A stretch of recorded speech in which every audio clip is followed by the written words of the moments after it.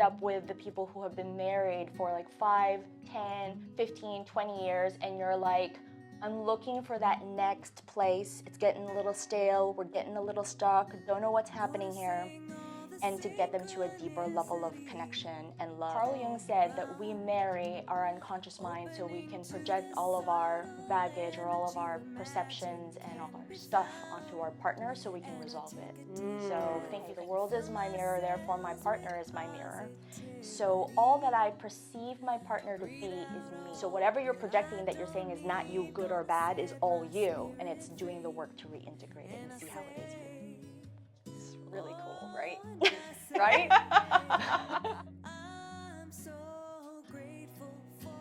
Hi everybody, I am Hannah Williams and I have with me Deanne Dalecki today. I am so excited that you're here for the Mindfully Austin podcast, so thank you so much for coming today.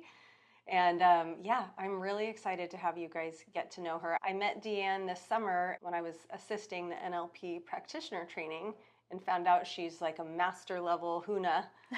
Do you do Huna training as well? Well, we're going to get to that. We're going to get to so much stuff, you guys. I'm so excited. So please tell our audience all about what you do and how you got started in this business. Absolutely. So aloha to everyone in the Austin Mindful community. Did I get that right? Mindfully Austin. Mindfully Austin community. And I met you a couple of months ago. Yeah. You found out I was local here in Austin. I am a certified trainer in neuro-linguistic programming. I'm also a licensed marriage and family therapist associate in the state of Texas, closing that loop, getting my full licensure here about next year's time.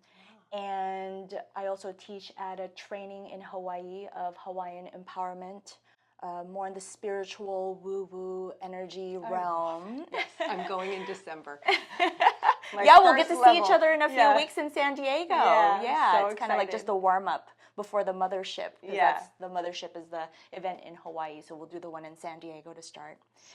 And that is the spiritual energy arm that is the other side of the NLP, which is more mental, more personal growth, more results-oriented. A lot of people in business are more drawn to the NLP side. And I pretty much have been a seeker for most of my life since I was a child. And I had been seeking for universal truths. I've been seeking for myself, really. One of my mentors, his name is Dr. Matt James. You know Dr. Matt, and you also love to learn from him. And one time he was teaching at a stage in LA. This was about 2015, and I was assisting, doing what you did at the Austin event at that time. And I was in the back row, and I remember him sitting at, or standing in the stage, I was sitting in the back, and he said, I know who I am. He said, there are plenty of personal growth and development teachers and speakers out there who have 10,000 people in front of them. And this is me. This is what I want. I want 100 people, 50 people in the room where when you come to the advanced trainings, I know your name. And in that moment, I just felt how congruent he was with himself. And I remember being in the back, like with my, just like newbie, just like kind of vibe. And I was like, that's what I want. I want to know who I am. And I want to be able to say it in that way with that congruency. And I would think since then, about 10 years ago, I've been in that continuous journey, and I think it is a continuous journey. One of the coolest things that I've heard in the past year or two is there's an interview with a man named John DeMartini. It's online, and he's on a podcast, and they asked him, they said, who are you? Because that's like a deep spiritual question, like, who are you? And he said, I am to the extent that I see myself in my external reality. I am to the extent that I see myself in my external reality. Right. Yeah.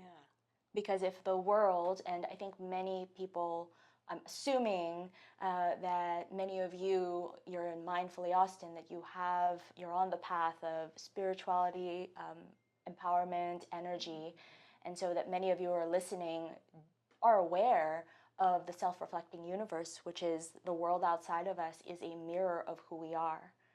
And so you are the extent of what you own that you see outside of you as you. You might have heard other spiritual teachers say the phrase, I am that. Mm-hmm. And when you can say, I am that, in that wholeness, then that's who you are. That's so beautiful. Isn't it? Yeah. I mean, I literally, like, when I heard him, and I'm like, that's it. That is the why. Because as we go through life and we're growing, there's onion layers, there's transformations. There's a Hawaiian term about how the path is not straight, it's a winding path. And so as we are winding through the path of our life, you'll get to see deeper layers of who you are in reality. And I've been on that quest. It's the quest that I take my clients through. And so for the most part, a lot of the people that I do work with are people who are in transition. I know maybe about the past year or two, there are a lot of people that I've heard who have gone through a transition, myself included. Earlier this year, and ChatGPT has been my friend. I don't know, do you use ChatGPT? I have just become friends. Yes, we have boundaries. Yes. We have boundaries, but I am allowing ChatGPT to help me with certain businessy type of things. Absolutely. Yeah. I mean, I go, okay, ChatGPT, get all the text from the spiritual masters and universal truths, and we go down that route. Yeah. And yeah, so I said, Chat, what am I going through here? And he's like, it's like, oh, you're going through an in-between. You're going through a death. You're going through a descent. That's what Chat called it. Mm-hmm. And she, I don't know, gender, right? They. ChatGPT said, there are these metaphors with Inanna and the goddess, and how she went down to the underworld to retrieve her sister, and then there's a falling away. And it's so interesting because in this in-between phase, you don't know when it's going to end. And the act of wanting to know will keep you in that stage. It's like a complete surrender and a complete letting go, a complete, like, everything into ashes. It's like the cocoon and the chrysalis. Yes. That the caterpillar turns into nothing but green goo. And I used to teach that in my prenatal classes for postnatal moms, because you're not going to know who you are for a minute as a new mom, right? Oh, yes. They're in the green goo phase. Yes. And then your cells come back together. But that's the cool thing, exactly what you just said. Like, the butterfly can't decide, I'm ready to be out of the cocoon now. Correct. And knock the door down. Correct. The butterfly is only going to emerge from the cocoon at the right time, when the wings expand and the cocoon is ready to break and fall away, and then you're a 2.0 version of a beautiful butterfly. Mm-hmm. Yeah, and it's not easy, I'll tell you. Like, the challenge, especially for me personally in the empowerment and personal growth space, it's like, well, what do you mean I'm supposed to sit and do nothing? Like, that we don't do that.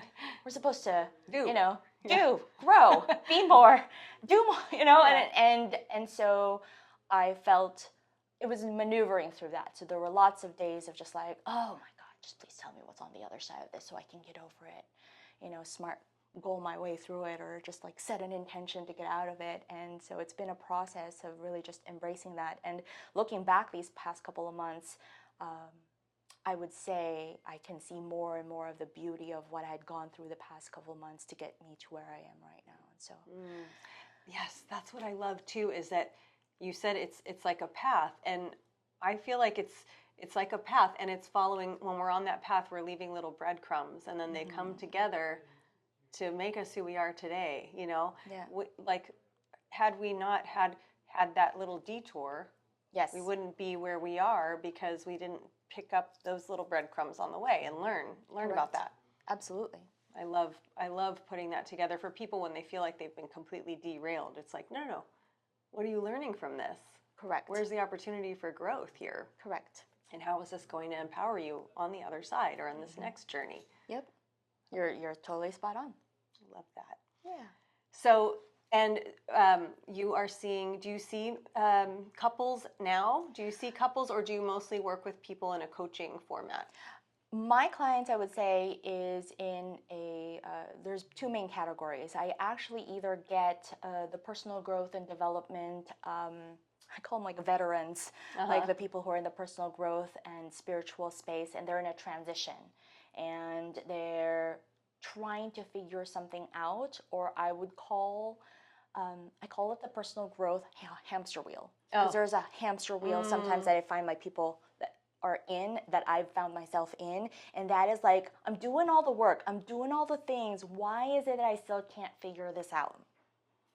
I was told there was this thing at the end of this journey, and I'm doing all the things right. Yeah. And I can't figure it out. And they're ready about to pull their hair out of their head. It's like they think they know what it is, but they don't. And so I kind of just lovingly hold their hand and go through that process with them of clearing out their conversations within. And or I end up with couples. Actually, I love the couple space. Most people in relationship work, especially in the coaching industry, they love to help people find the person, like the one. And that's great work. I end up with the people who have been married for like 5, 10, 15, 20 years, and you're like, I'm looking for that next place. It's getting a little stale. We're getting a little stuck. Don't know what's happening here. And to get them to a deeper level of connection and love. And most of the time, I'm only working with one person. And so, yeah, those are the big two I love when you categories. can use these tools in that modality to help people, because it's all about releasing baggage. Yeah. And baggage isn't a bad word. Everybody has baggage. We all have baggage. Some people get triggered when I say baggage.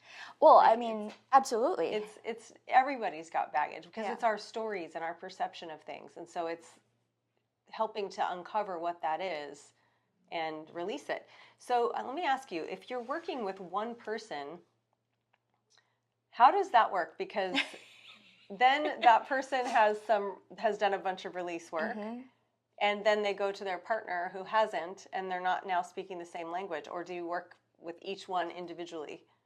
Like, do you get to work with the other side as well? I only work with the other person if they want to do the work. And so this will lead into what we wanted to do at the end of the session, which is to go through a Ho'oponopono process, which is a process of, I love the word reconciliation, right? Yes. The word that's been mapped across with it or related with it is forgiveness, and I'll go into that a little bit later. And so what's interesting with the relationship specifically is Carl Jung said that we marry our unconscious mind so we can project all of our baggage or all of our perceptions and all our stuff onto our partner so we can resolve it. So thank you for our partners. Yes, that's really wonderful to hear. And it's quite interesting because then you blend in self-reflective universe and you go, okay, the world is my mirror, therefore my partner is my mirror. So all that I perceive my partner to be is me. My partner is not, I don't perceive my partner just as they are. I'm actually perceiving myself through my partner. So I'll give you an example. So a couple of weeks ago, I came home from Hawaii. So I go to Hawaii twice a year to teach. And I take my son with me. Ever since he was a baby, I would take him with me for 2 weeks. I made a deal with Dr. Matt. I said, I need childcare while I'm there if you want me to teach. So it's 14 days. Actually, 14 days plus. And I have Joseph since he was 6 months to 4.5 with me.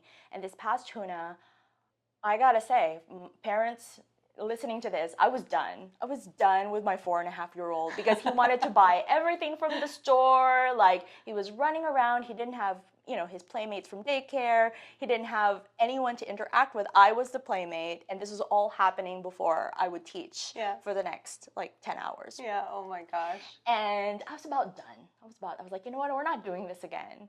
And so I came home, and I was on a phone call with my husband prior, and I said, hey, we're on our way home. I just want you to do one thing for me. Can you please wash the sheets? I love clean sheets. We've got these great bamboo sheets from Caraloha. If they have a Black Friday sale, I mean, get on it. And these sheets, they've been sitting there for 2 weeks, and there's dust on them. So I would like them clean. Yeah. Right? So just do me a favor, clean the sheets. So I come home. It's bedtime. It's about 7:30. We're winding down. And I go upstairs and I look at the bed. And out of the corner of my eye, now the bed is made, which is quite interesting because that's nice. And I said, hey babe, did you wash the sheets? And he was like, from downstairs, he was like, no. And in that moment, the blood just rose. I was like, I have a lot of tools and techniques, which, like, sometimes the downside of that is it gets to cover up. I try to reframe myself out of my anger and my frustration. And so in that moment, I was frustrated. And this is like, there's the layers of this. So think about this, right? Something's happening in your reality, whether it's your partner or somebody else. Something happens, and now you're hurt, angry, offended, insert the label.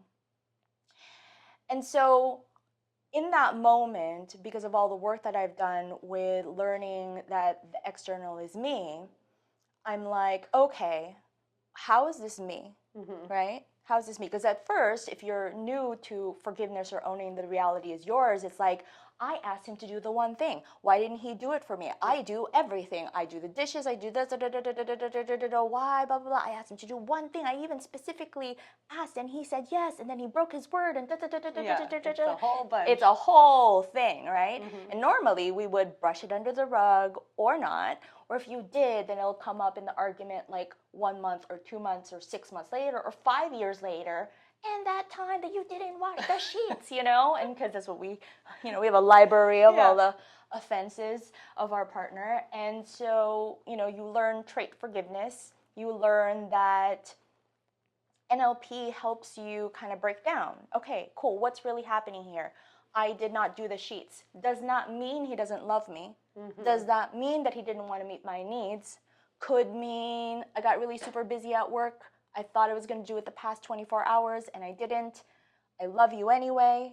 And so we have these fantasies of how we want things to be, and then when we don't receive that level or that ideal or that expectation or what we want, anything below that, we kind of look down upon and we go, well, what's wrong with you, right?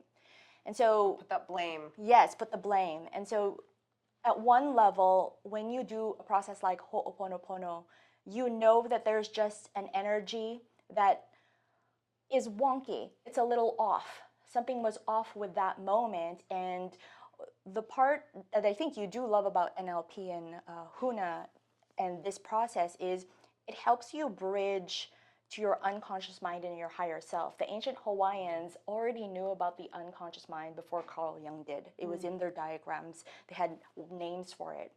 And when you're aligned with your unconscious mind and your higher self, you are in wellness. And when you're not aligned with it, you're in illness. And so the process of Ho'oponopono gets you to get aligned. And because your unconscious mind and your higher self knows where the funkiness is, right? You can actually energetically heal the wonkiness of that. Because when I was cursing him in my mind, I also need forgiveness for that, right? So there's something happening there. And then the next level of it, because I think Ho'oponopono is a step on the way, is to realize, well, is there a moment in the past where if I'm perceiving he didn't meet my needs, where am I not meeting his needs? Is there something that he asked for and then I didn't deliver? And I'm like, well, absolutely. That's a little bit more like shadow work. I mean, sometimes my husband asks me to just say nothing, and it is the hardest thing to do sometimes. And so there are things that he asks me, like, just trust me while I'm driving. Just don't say anything while I'm driving. Even though I'm going the wrong direction and you know it, don't say anything. My husband's gonna love your husband.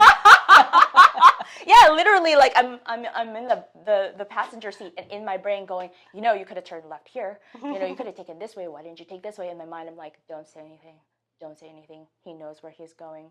Respect him being in the masculine. Whatever conversation you tell yourself, to just be quiet and be soft. And, as you're not really in the moment. And so I think, okay, great. That could be a shadow perception, right? Like I'm experiencing and demonizing him for not listening to me or meeting my needs. But where am I not meeting his needs? Yeah, I mean, even I'm speaking for my own self, but like the judgment of you don't know where you're going, why won't you take the more efficient route, is an energetic shift. So I could say nothing. My husband is so energetically in tune that even if I'm talking to myself, like, don't say it. He'll be like, what's going on? Yeah. He's asking, now I'm going to say it. No, because he feels my energy. So that would be something I would want. I love that you use the word reconciliation, but forgiveness too is Sure. great. But reconciliation and forgiveness for that, because now I projected an energy into the car or into the conversation that isn't serving the highest good of our relationship. That's not what I want. That's not being in support of him. Yeah. And if you don't mind, if I were to give you another perspective of what you just said.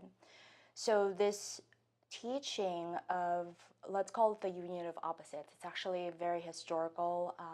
It's been in the esoteric hermetic teachings for a long time. It's in the yin and yang.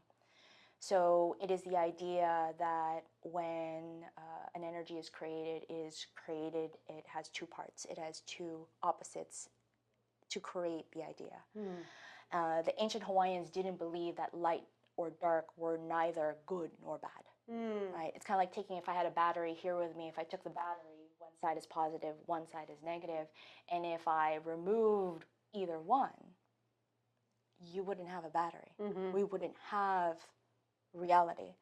And the next level past the owning of that is you, and that could be my shadow projection, is learning that in every single moment, both sides exist. So as I'm, going through my tools of like the sheets, right? So I'm like, what the fuck with the sheets? When we get puffed up and we get on our soapbox about something and we get righteous, it is by divine nature and law that something's going to happen to whack us. And the thing is the whacking, we sometimes demonize. Well, what's wrong with that person, right? But it's actually a reaction to us getting righteous, puffed up on our little soapbox, on our little pedestal about something. So I said, okay, because he doesn't know this is going on, by the way. I'm at the top of the stairwell, and I'm just in my brain, like through I'm slowing down to you about 3 to 5 minutes of what's happening inside of me. He has no idea I'm this pissed. And so, okay, the sheets. He didn't wash them. I'm hurt. I'm pissed off. He's not meeting my needs. Okay, cool, great. I feel like I got whacked. Feel hurt. Like I feel like the universe whacked me. What was on the other side of that? What did I get puffed up about? What got balanced there? That was the perfect balance for me. And then I went, okay, was it, when I was teaching, did I get righteous about something on stage? And I was like, no, in the past I may have, but this time I was very neutral. I was very like, this is about you guys. I'm just showing up as most my authentic. Where did I get righteous? Where was I, where did I have a force? Like if you, Dr. Matt does this in the trainings, but could you just hold up your hand for me? So whenever you push, and she's just, Hannah's just like there, you're gonna get the resistance back. Yeah. So if I got the resistance was, I'm not washing the sheets for you because you're not meeting your needs, my perception, not his reality. Where did I push? And then I was going through it and I was like, I took care of Joseph for 2 weeks. I took him with me. I've been taking him the past couple of years so that you can be at work and so that you can have 2 weeks. You guys could just like tell with like what. So you can be off for 2 weeks as a parent and go do what you want. I told you to go to Vegas. I told you to do this so you can relax. And I, with my wonderful altruistic nature of just, I'm gonna be the martyr and like take it all on, some moms or some people just like, I'll just do it. Yeah. I got it. I can take on more. And I went, that's where I got righteous.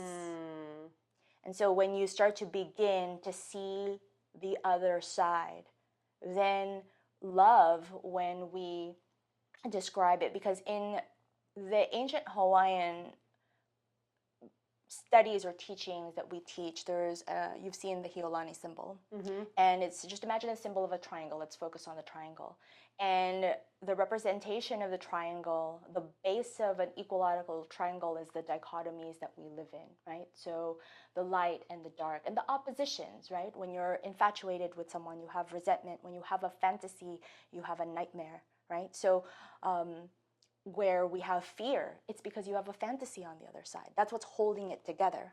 And so when you realize the union of both polarities and then you see the divine order in it all, that's actually love.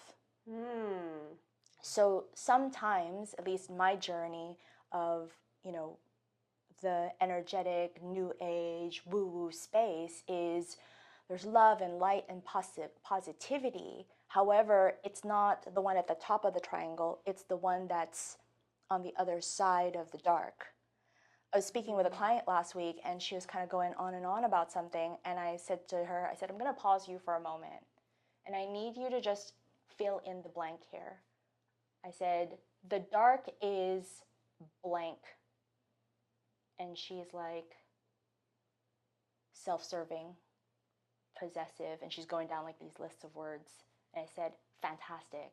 You're doing great. I want you to be aware that you're potentially putting the light on a pedestal and demonizing the perceived dark. And what we're going to do is we're going to balance you out.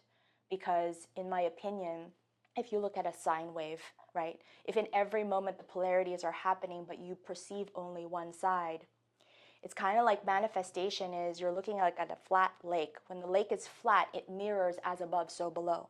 So when so when you have that clear picture in your mind of what you want to manifest, right? It's as clear as your lake. So is your lake flat? The flatness of your lake will depend upon your ability to be just as good with all the dichotomies in your life.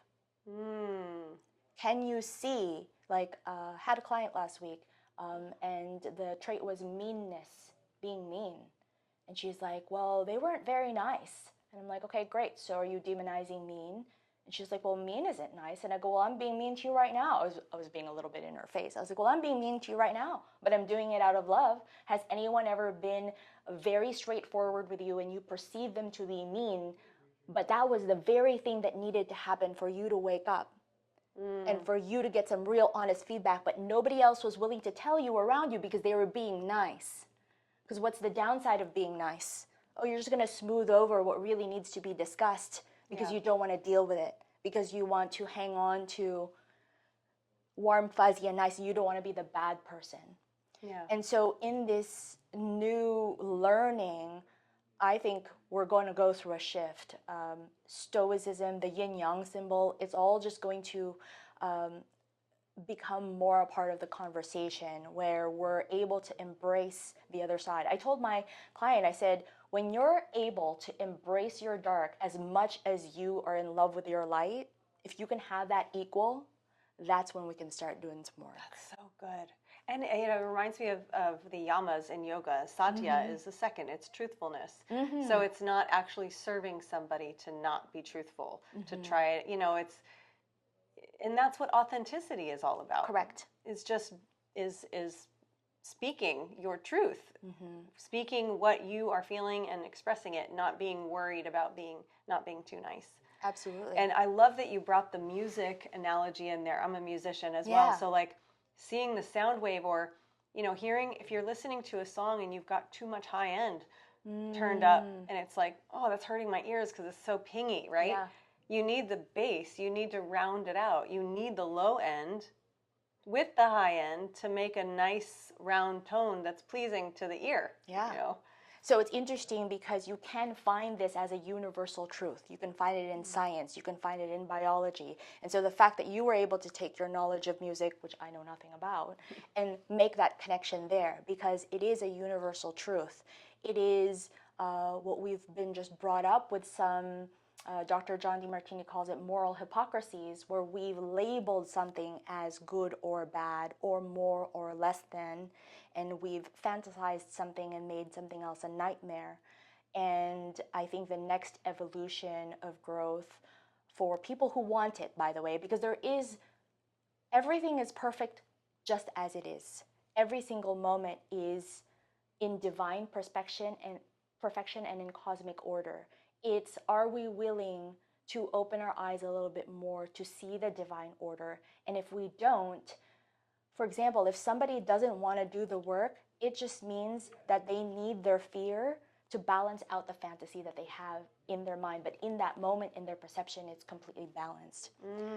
A couple of years ago, I actually don't even know if I was in grad school or college, but I remember just being in some like upper educational institution, and somebody in the front, a professor, had said, the most powerful force in the universe is, and then I remember my ears perked up and I was like, oh, what is the most powerful force in the universe? Like, I want to hear it.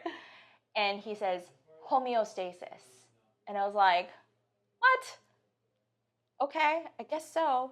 And come full circle, I was thinking about that as I was getting ready here this morning. And I was like, oh, yeah, that's why my ears perked up. It's like I heard that to store that for this very moment right now, to realize that everything is in divine order. Oh, I love that. You know what? That actually brings back around talking about the chasing of the personal growth and development. Yes, the hamster. Something that's come down from like a huge download for me last week, I think it was.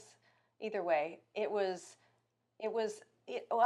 this lesson's been repeated throughout the years, and different. One came from yoga. This one was talking about more the present, but it's that where can you just stop learning and growing for a minute and just be where you are and just allow all the knowledge that you've already gained, whatever that is, to be what it is, and to be happy with that, and to celebrate what you know. Correct. You know, to celebrate where you are.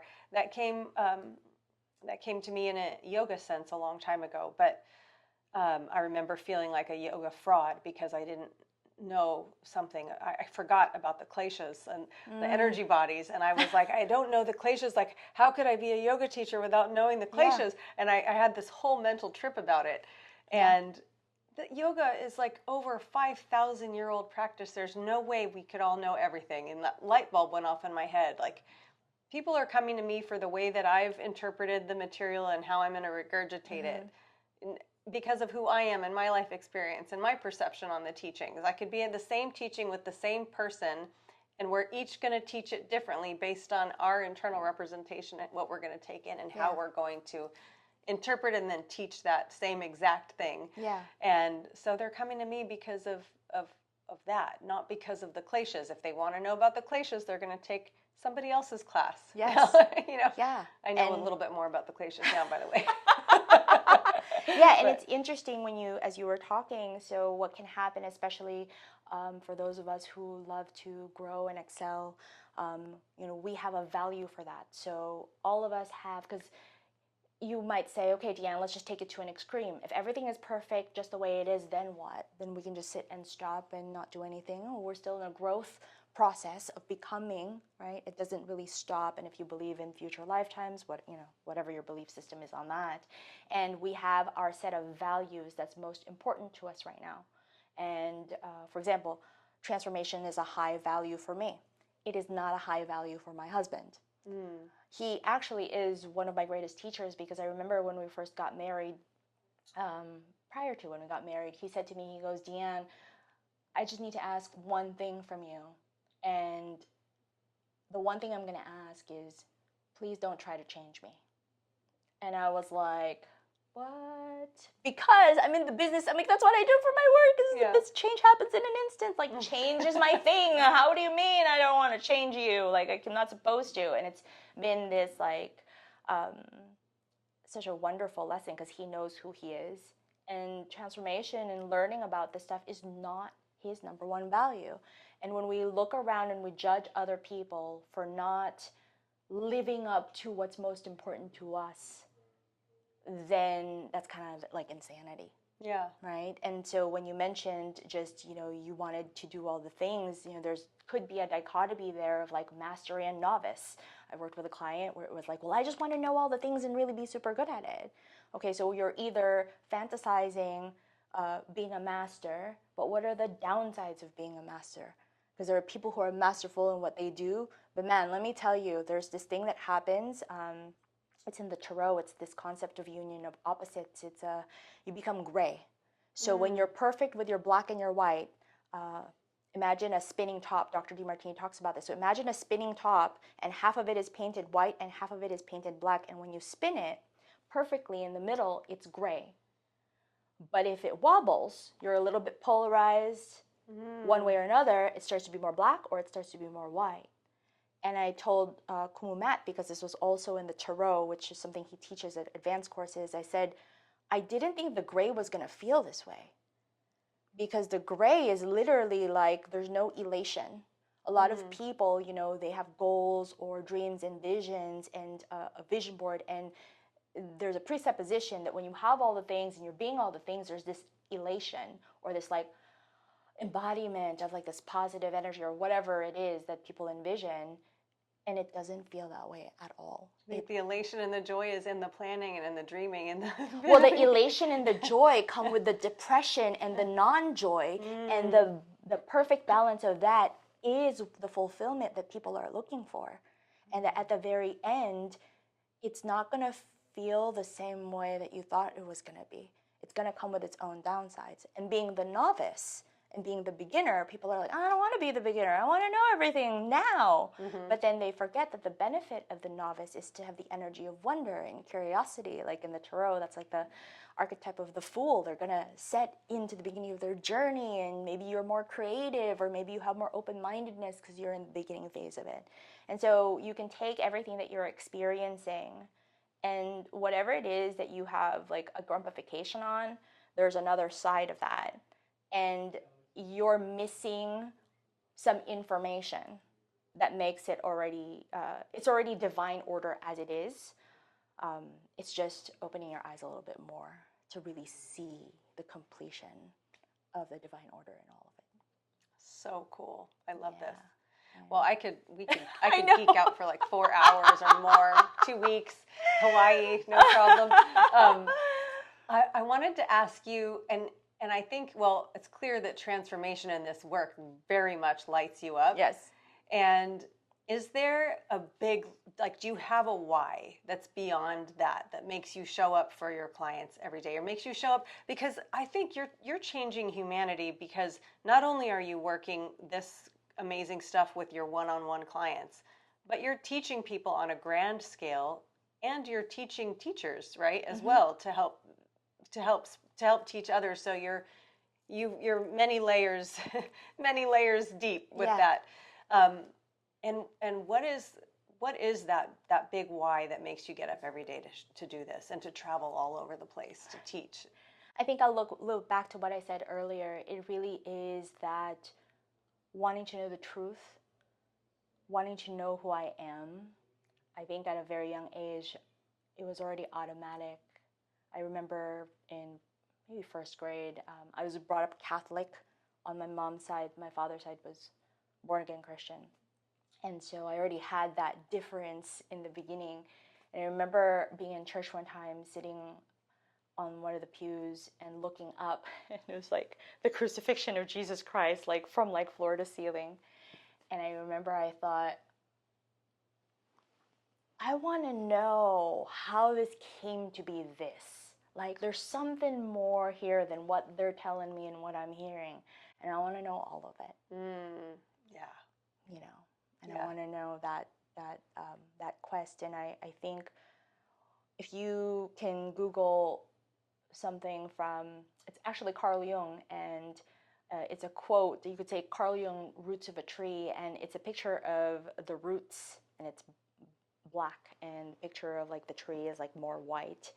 And it says the exact distance that you can go to hell is the same exact distance that you can go to the heavens.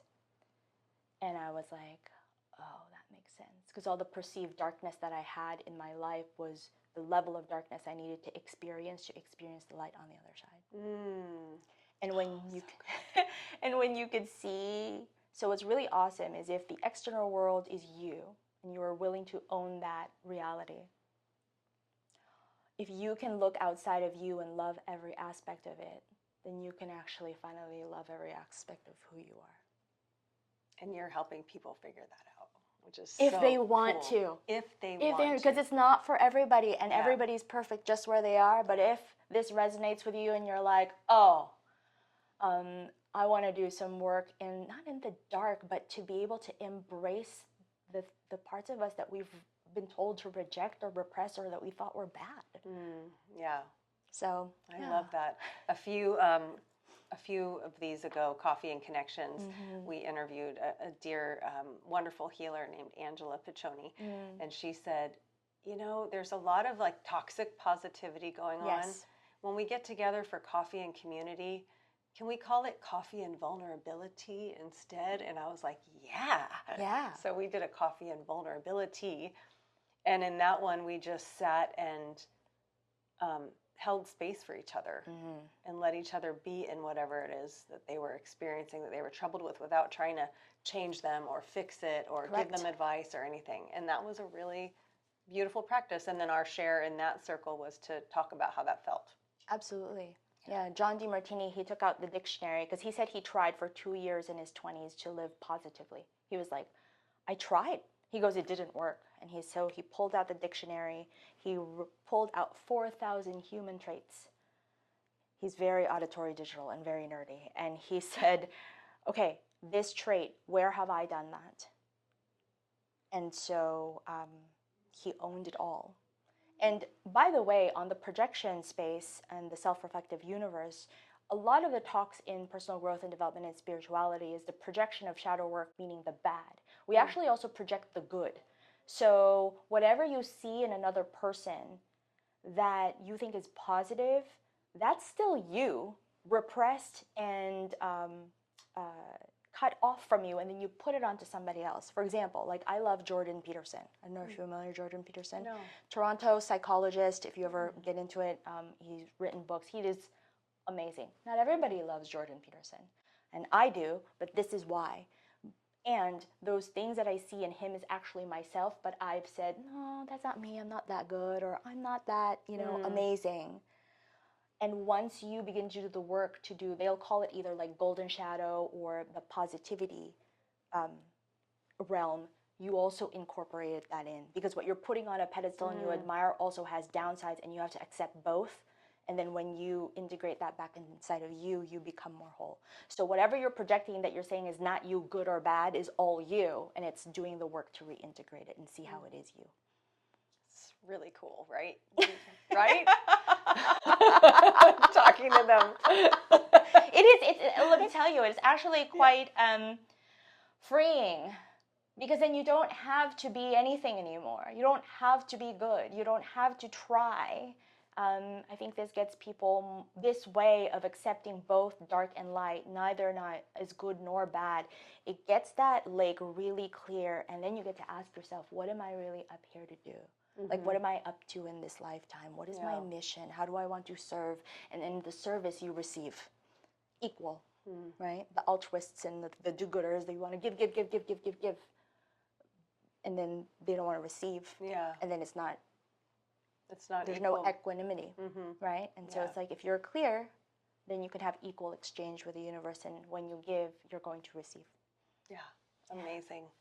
Okay, one more question. How do you practice your own self-care every day? I would say that I definitely do my best to see what the other side is. Just like when I was sharing with you with the polarities, I try to see where the other side is so that I can get to that point of gratitude. Sometimes I don't see it right away.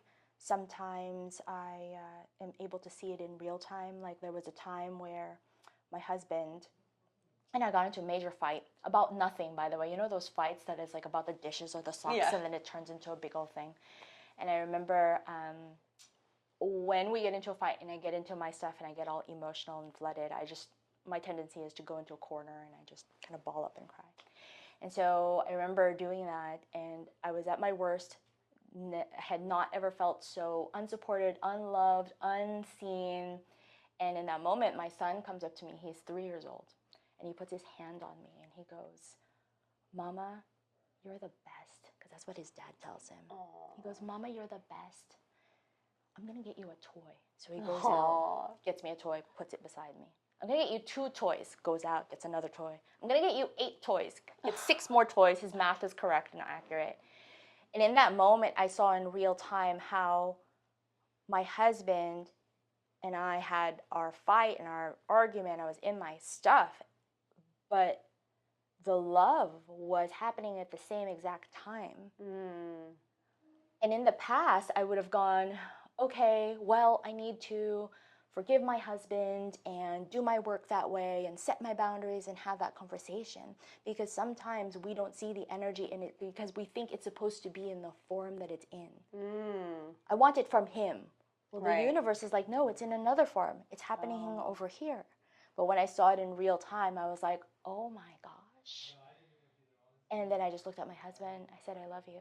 And there needed to be no apology. There didn't need to be a discussion. There didn't need to be a setting of boundaries, because in that moment, the universe was just balancing itself out, which it's balancing itself out at every moment. Wow. Yeah. But we just don't see it yet. Yeah, we're not open to it. You reminded me, not to compare your No, son no, to a no, of dog, course but not, like but the dogs will yes, do the same correct, thing. correct. They'll be like, hey, you need a toy? I Yes. have a bone. Yeah. You know, right in the middle of something like Absolutely. that. In family systems, which is what they teach like in family therapy, nothing gets lost in a system. It's like if you have a family system, somebody's going to act out, somebody's going to support. Like it's all moving, and so that's what happens with the energy, whether it shows up in the dog or it shows up somewhere else. It's happening in that moment. And if we can open our eyes to see that, I think maybe that would be my mission, is to just get people to open their eyes, that divine perfection that they're seeking. They don't need to do anything to get there. It's already here. Yeah, that's so beautiful. You know, has always been and always will be. Yeah. And then, then go have a drink with your friends and have a good time, Oh my gosh, you guys. Okay, we have a very special treat for you. And also, of course, all of Deanne's information and for contacting her is going to be in the description. We will be having a special coffee and community event with Deanne. And please check our website. Well, actually, we don't have a website.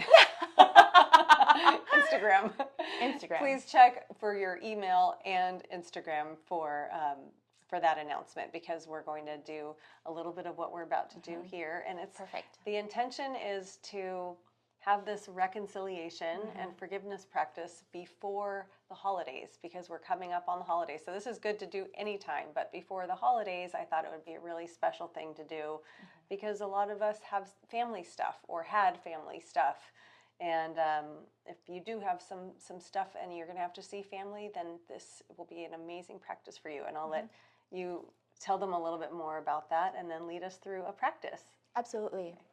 So in the ancient Hawaiian culture, there was a process called ho'oponopono, and ho'o means to make. Pono, the word means to be right, but not right versus wrong, right within, congruent, perhaps unshakable, perhaps in truth. It's interesting because we're trying our best to take English words to describe Hawaiian words, and they're just labels and words, right? So it's really feeling more into the energy of being pono, being balanced. And it's been translated into a forgiveness process. And the reason why I love the word forgiveness, because it's an easy translation, but I really don't like the word forgiveness for it, because the word forgiveness, depending on how you were brought up and what you believed prior, what religious upbringing you have, forgiveness kind of comes already with its own meanings and connotations for people. So, for example, doing this process and practicing it doesn't mean it makes things right or correct. Remember, this is a step on the way depending on where you are in your development.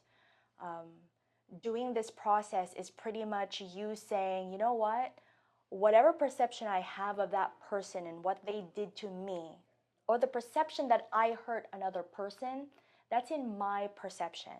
And because you're connected to your unconscious mind, which has all the knowledge and information of why maybe this charge is sticking around in your persona or just in your present state, and it's connected to the infinite intelligence and your higher self. They called it aumakua, your aumakua, where everything is in perfect order.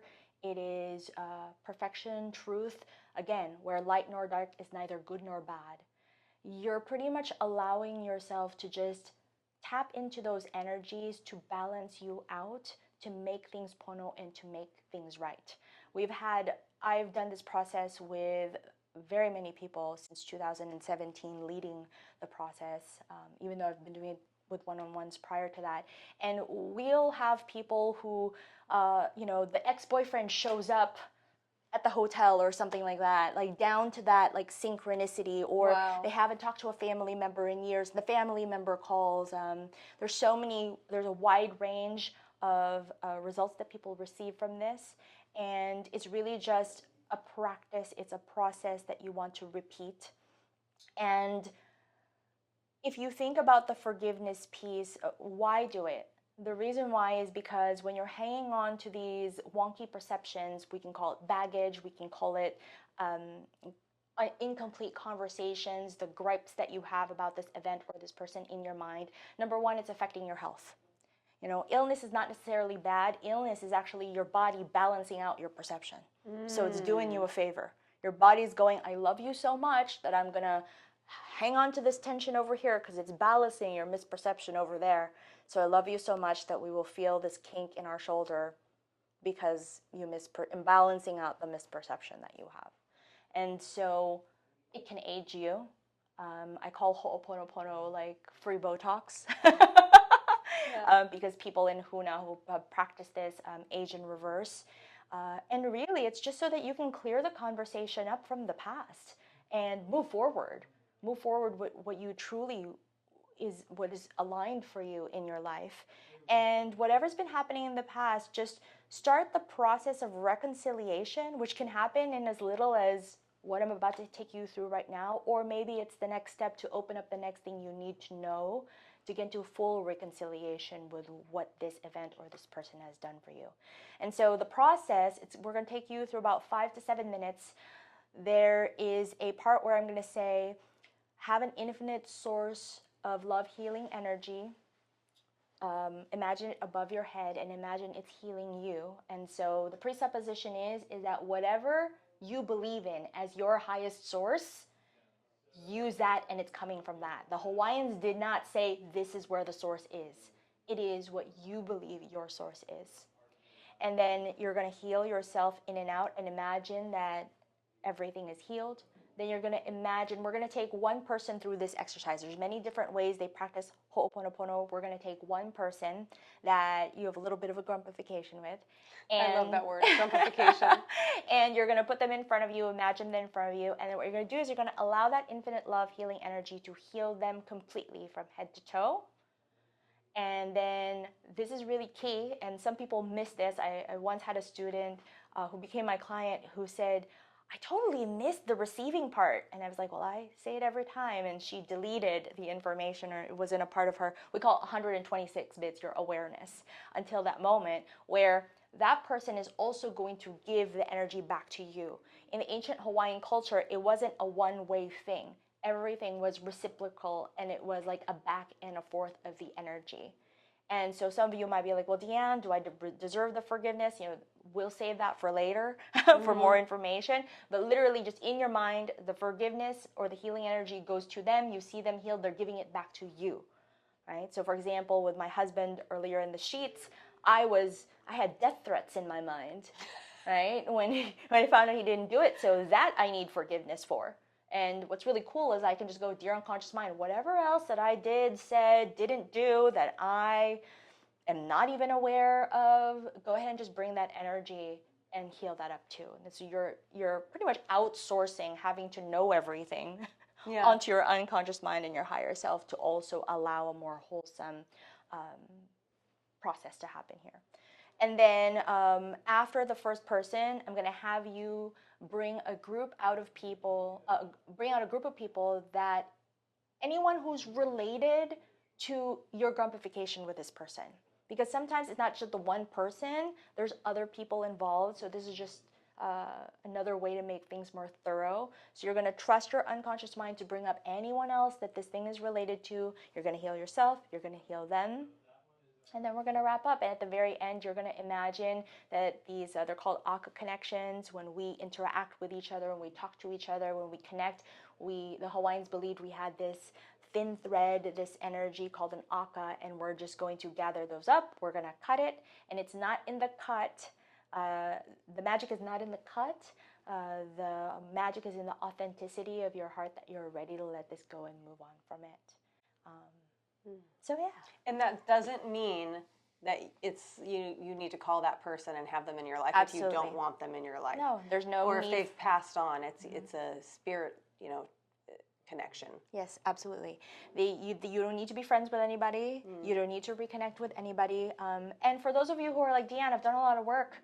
I don't have anybody. This is also really great to reconnect with the ones that you love, because we're all shifting and changing. Like right now, my husband, he's at work and he's doing his thing, and who knows, maybe some lingering energy between him and I wanna, when I see him at 6:30, that I will see him as fresh and new and not try to have any preconceived notions of who I think he was from this morning or the night before. And so Ho'oponopono is also great to just clean out all of our positive projections also onto people, and so that we can actually love them just as they are, both light and dark, both perceived good and bad, just authentically them. Because when we accept them as authentically them, we can accept ourselves as authentically us. So awesome. Thank you. Yeah. We're going to do it. Yeah. Yeah. Okay. Awesome. Great. I'm excited. Thank you. Thank you. So let's go ahead and start the process with just some ha breathing. So let's go ahead and go breathe in.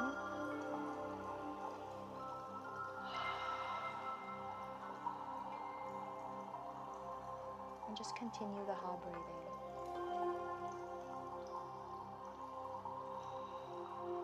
As you're taking your attention to your center,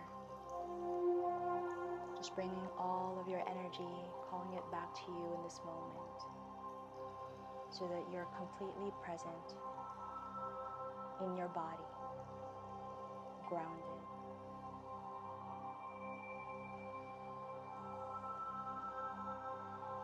And let's go ahead and go with 3 more ha breaths.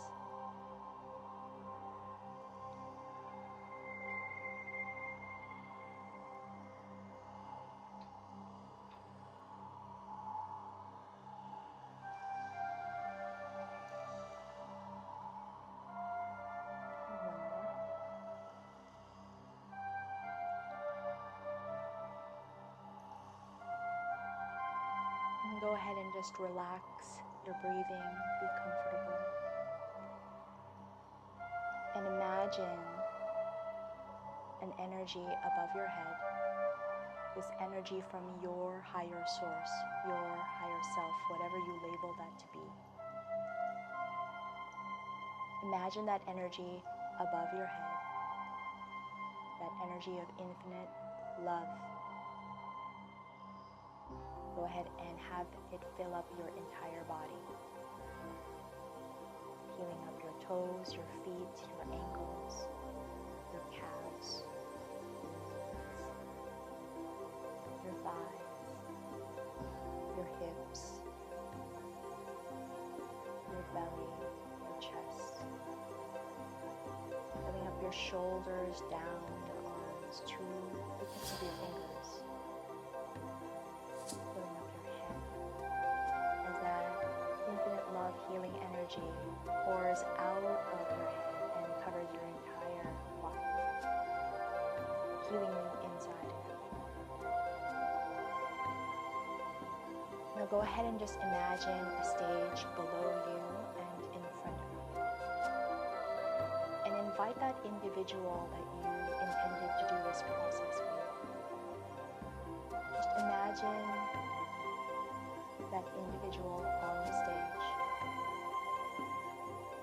and from your heart allow that infinite love healing energy to come out of your heart and give it to the person on the stage, seeing them healed from head to toe, saying, I forgive you, please forgive me too.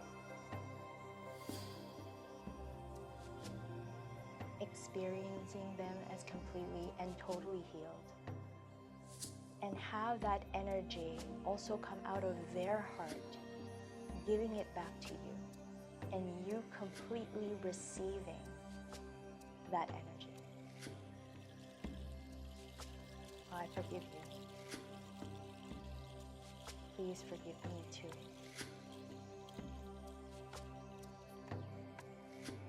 Having that complete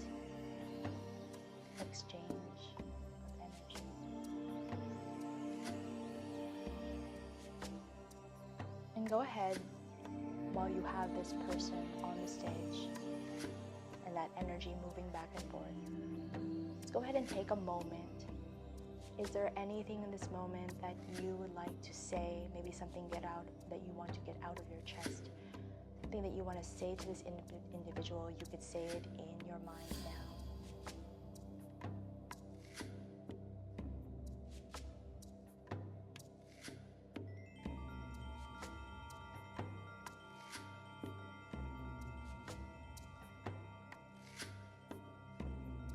Continuing that exchange of energy.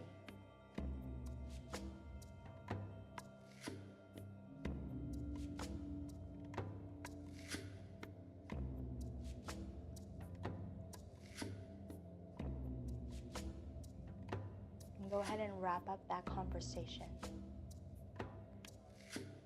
asking them to move over to the side of the stage, and then inviting anyone that is relevant to you, totally and completely forgiving and reconciling with that first individual. Allow the stage to expand and invite anyone else that is related to you completely, reconciling and forgiving with that first person.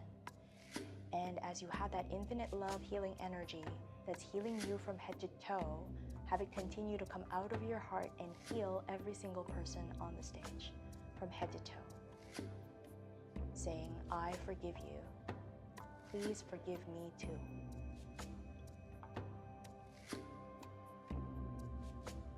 Have that energy come back to you and you completely receiving it.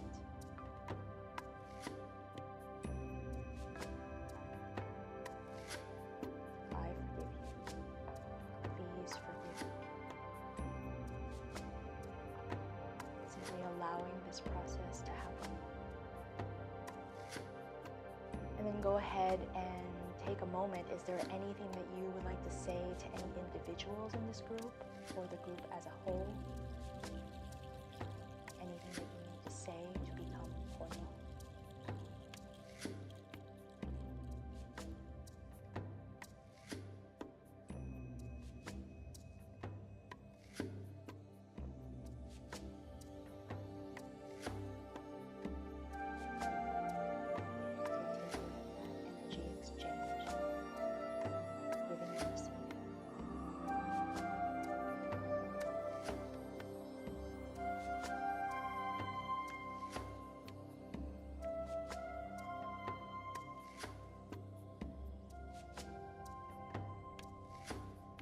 Go ahead and wrap up any of those conversations.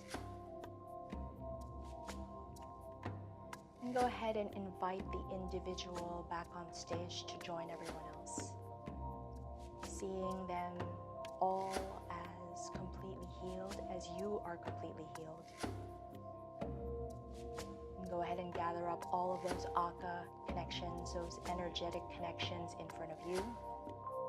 Imagining a blade of light from the top of your head, cutting all of those connections.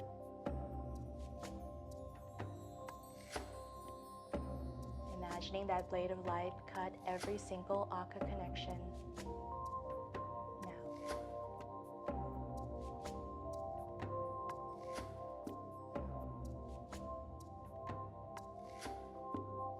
Allowing the stage and all of the people on the stage and the connections to disappear back into source.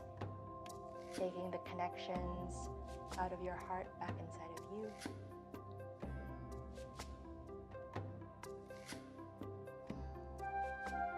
And then let's go ahead and do 4 Ha breaths together and inhale.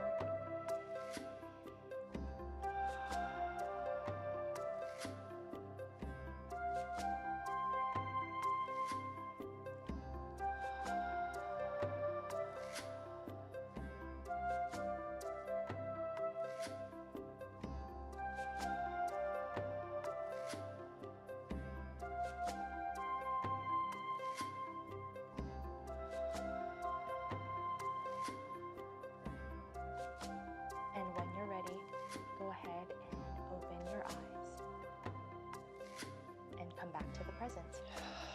That was beautiful. Thank so you. much. Thank you. I loved that. The gratitude is mine. Thank you all so much for being here and on this podcast. Please connect with Deanne. I am so grateful that you took time out of your day to be here for us and for this community. Deanne is local, and that's what we're all about, is supporting the local people here that are also making huge impacts in not only our community but across the globe, because when just one person is congruent with their energy, that's a ripple effect. It truly does uplift humanity. So thank you so much for being a part of this. Thank you. And I look forward to hopefully meeting some of you in person and just being a part of the community moving forward and all the things that we can all create together. So happy. Thank you so much. Bye, guys. Aloha. Aloha. I'm so